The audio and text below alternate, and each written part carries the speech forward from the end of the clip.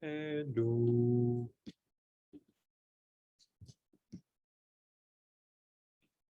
Okay, this won't be a long session.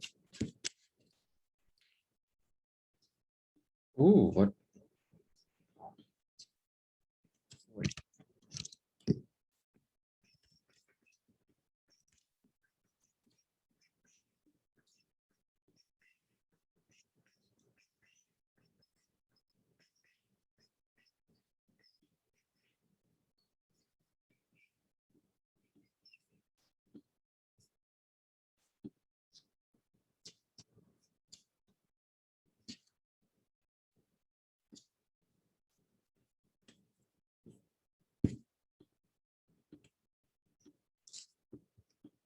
Okay. Okay, let's start with what I did today. Let's go over the notebook. So I guess I summarized these parts to you. And today, what's new? What's new?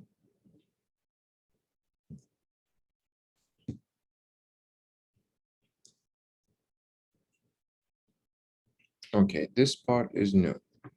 So what did I do in this part? So in previous, so today, first of all, today I had a meeting with my collaborators, and before, in the previous meeting a few weeks ago, we talked about, okay, we are doing this averaging for this value, for this variable that is calculated from the trajectories, 3D tracks of plankton. From the 3D coordinates of the plankton swimming patterns. But okay, we were averaging these for many plankton and calculate an averaged self-overlap value. But when you average, you lose the complexity.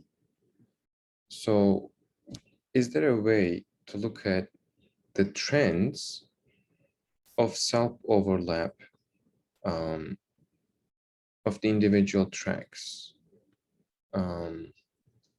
So I was thinking, okay, and the specific question was, does the length, is there a trend for the length of the track versus the self-overlap? The problem here is we calculate self-overlap value for radius, for different radius values. So if the x-axis, if you look at it here, this is the radius values on the logarithmic chart, and this is the self-overlap. And so this is like the green one is all the tracks for this specific case, all the tracks, their lengths are between 450 and 600 millimeters. Okay, this is an average. What if I want to also add the track lengths into this equation? So here in this section, I tried to look into that. Is it possible to visualize the interplay between track length and radius for each Matalopii trajectory? And I decided to go with a heat map. So heat map actually represents the interplay between three variables. I decided to get rid of most of the radius values. So I originally calculated radius starting from 0.005 to 9.995 with the interval of 0.01. So I have 1,000 points, radius points. So this is too much. So what I did, I kept radius values like 0.5, 1.5, 2.5. So I kept 10, okay? And then, okay, so these radius values, I thought, okay, if they're, let's say they are placed on the x-axis. And on the y-axis, I can use the length of each trajectory I did this case by case, and I actually did the no food case. I didn't look at the with food case, but now I can do it easily. So what I did, okay, in the no food case, let's calculate the track lengths, and it's already calculated, and make those track lengths my index. So my index track lengths in the ascending order, shortest up top and longest at the bottom of the list, and then radius values, and then self-overlap values corresponding to them to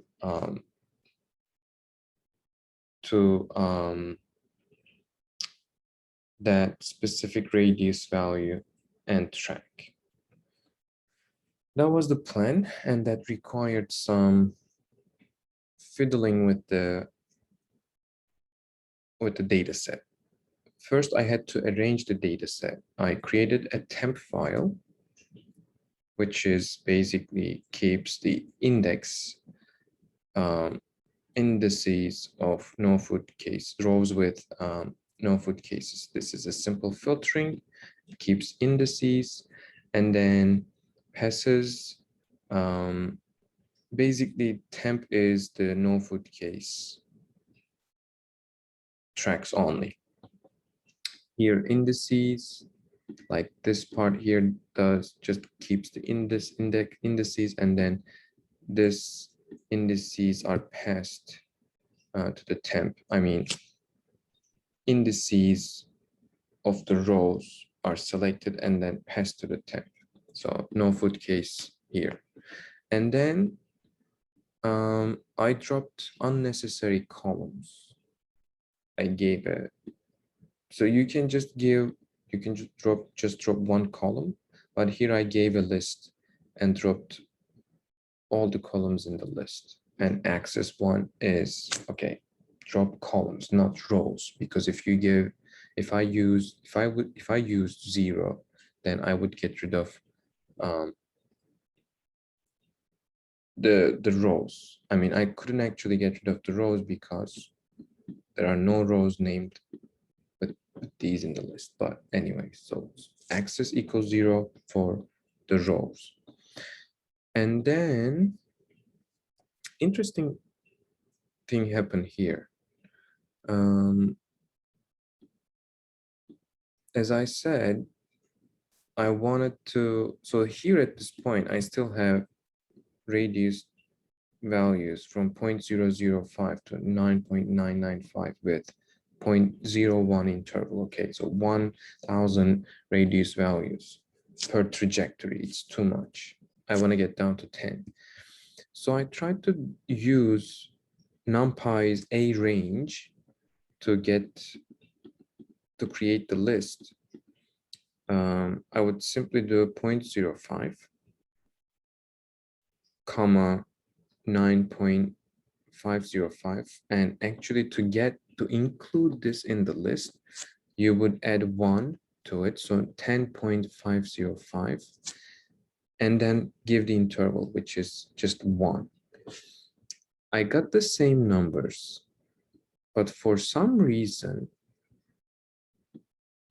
I couldn't filter them. When I ran this, I got 0.0545, 1.545, 2.545, skipped 3, got 4.545, and that's all. I couldn't get 5.545, 6.545, etc. This is why I entered manually the radius values I wanted to keep. So this is the filter I use to filter the radius values. This is the print function I used to print it. This is just the head, just the first 5 values, but now this is my data set. Okay, this isn't good for heat map. What do you do? Now, what I want to do is to make the radius values my column name. So each radius value will be one column, so 10 columns, and make length my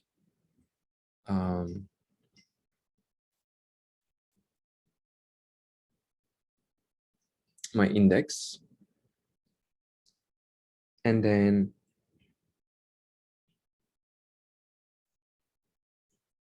the self-overlap values will be the values. Okay, so another problem happened here. So to make the radius values my column names, I use the pivot method. So my index will be a length, right? This will be the index. And columns will be the radius values. Okay, so this is how it looks like. So I have a multi-index for my column names, which again won't work with the heat map. I tried, it looks weird. So you have to actually drop the self-overlap as my umbrella column name.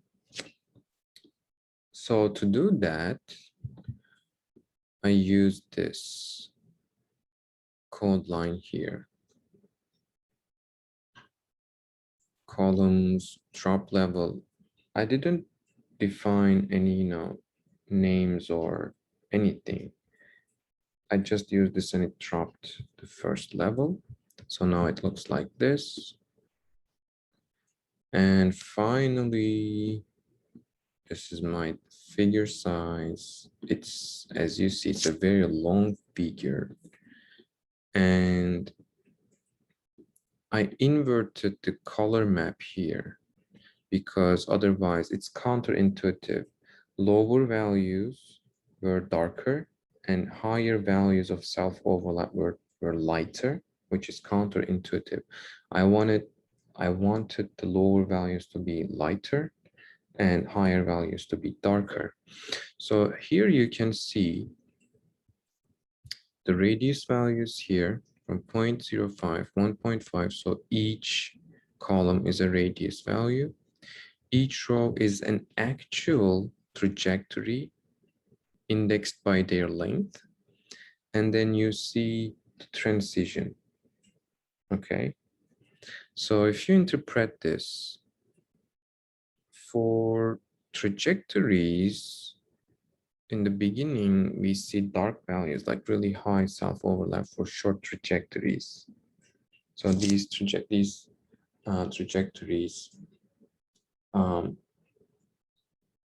they